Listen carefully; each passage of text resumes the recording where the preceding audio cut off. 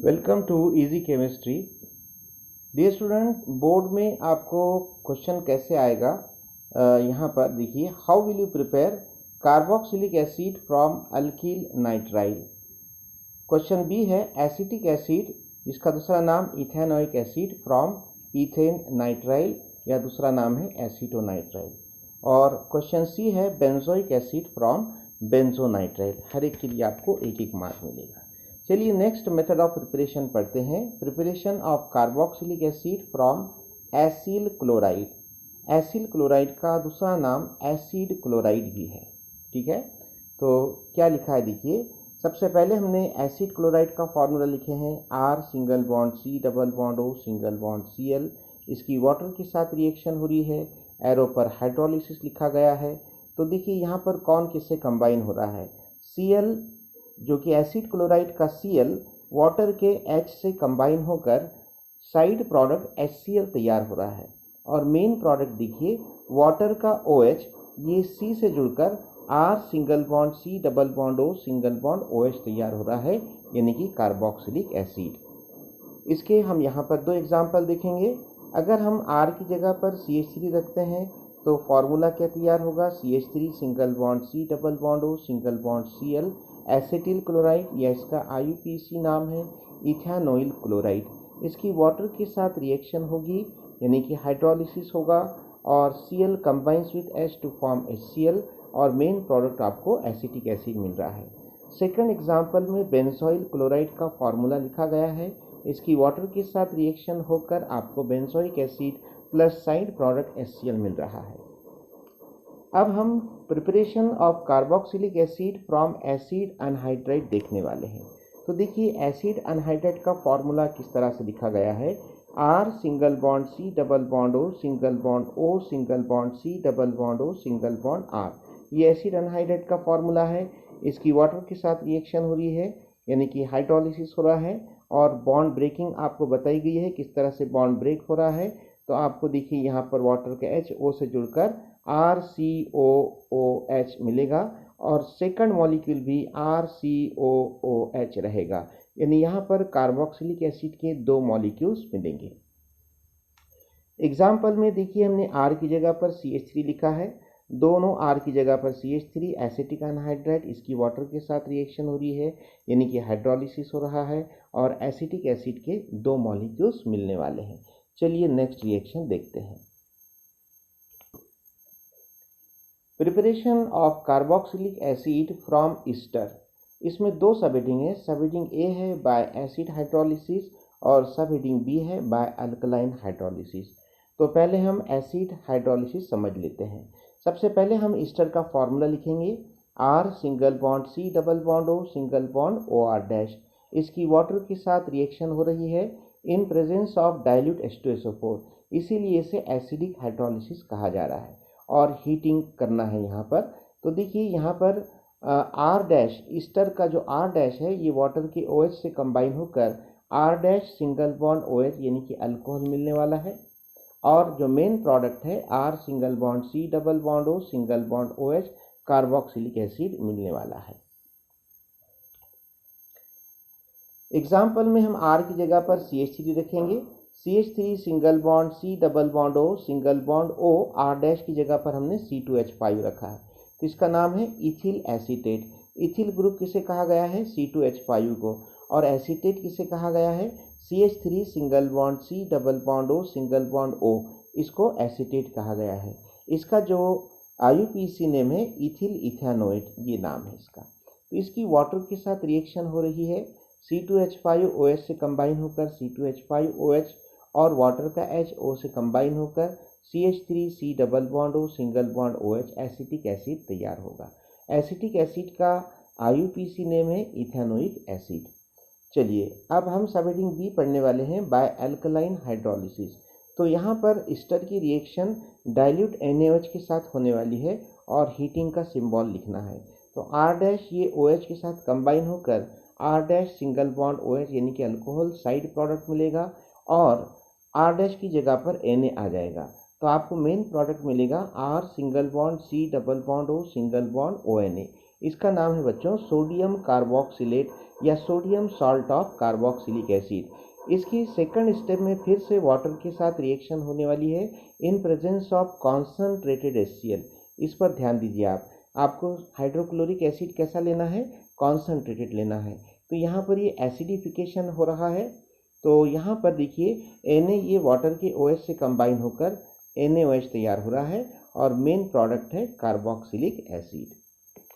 चलिए यहाँ पर हम एग्जाम्पल देखते हैं।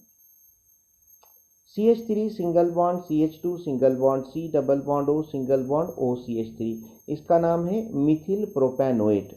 तो मिथिल ग्रुप किसे कहा गया है, CH3, OCH3 का जो CH3 उसे मिथिल कहा गया है। और प्रोपेनोएट ग्रुप कहाँ से कहाँ तक है, CH3 single bond CH2 single bond C double bond O single bond O, इसे प्रोपेनोएट कहा गया है।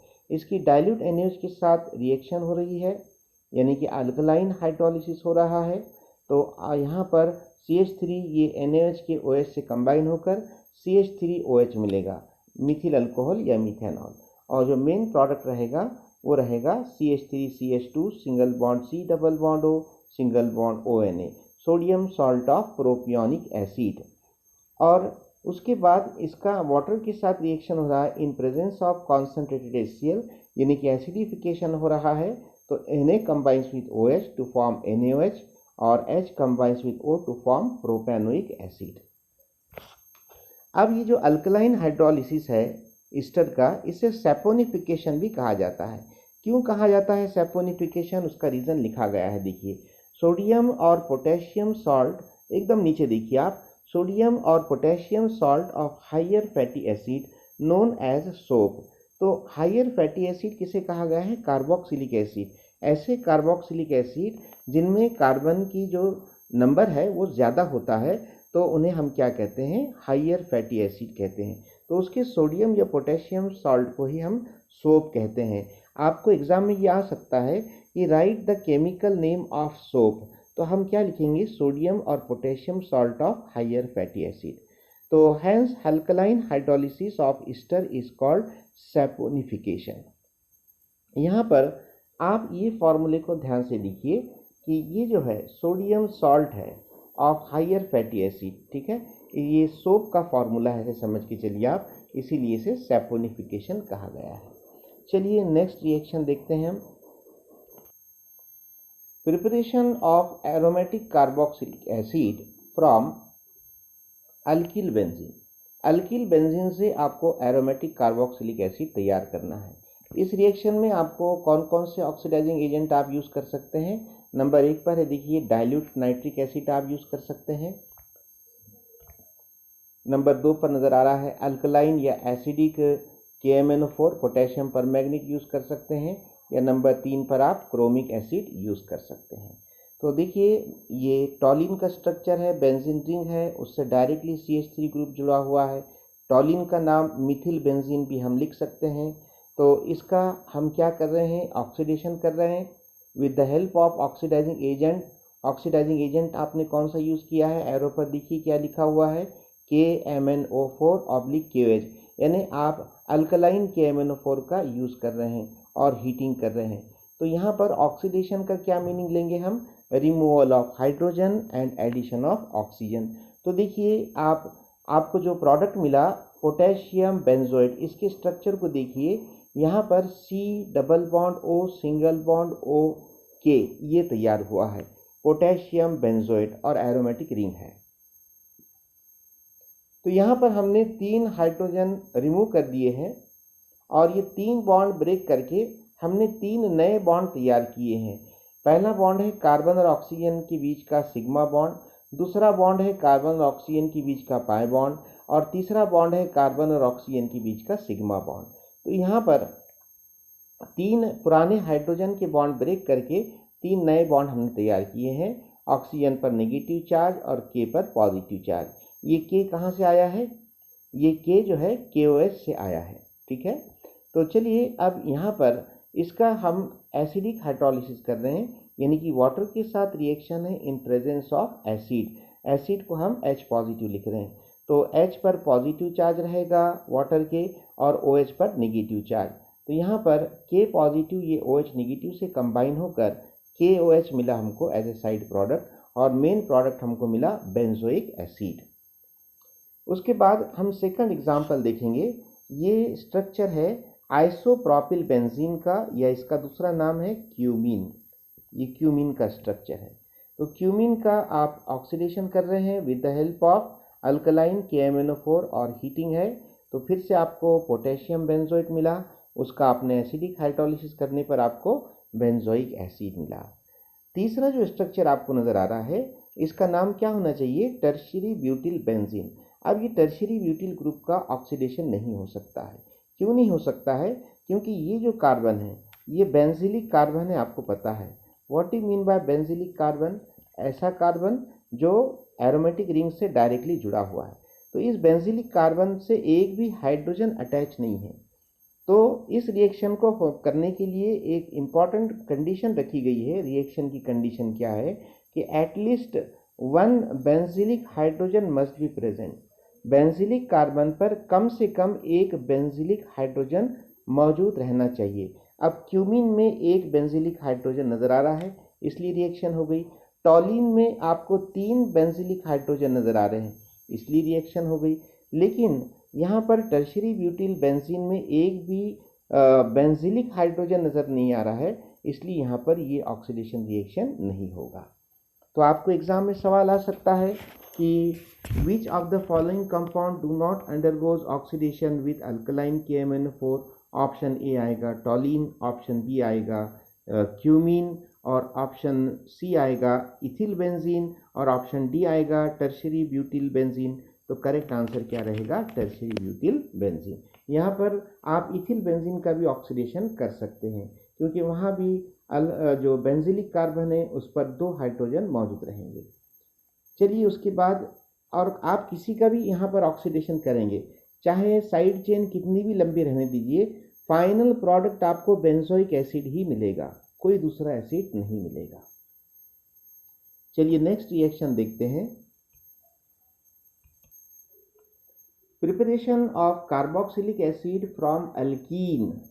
अल्कीन से आपको कार्बोक्सिलिक एसिड तैयार करना है, तो इस रिएक्शन का नाम है ऑक्सीडेशन। आपको अल्कीन का ऑक्सीडेशन करना पड़ेगा, और ऑक्सीडेशन करवाने के लिए ऑक्सीडाइजिंग एजेंट आप कौन सा यूज़ करेंगे, KMnO4 डाइल्यूट H2SO4, यानी कि आपको एसिडिक पोटेशियम परमैंगनेट यूज़ करना पड़ेगा, या आप इसको एसिडिफाइड पोटेशियम परमैंगनेट बोल सकते हैं।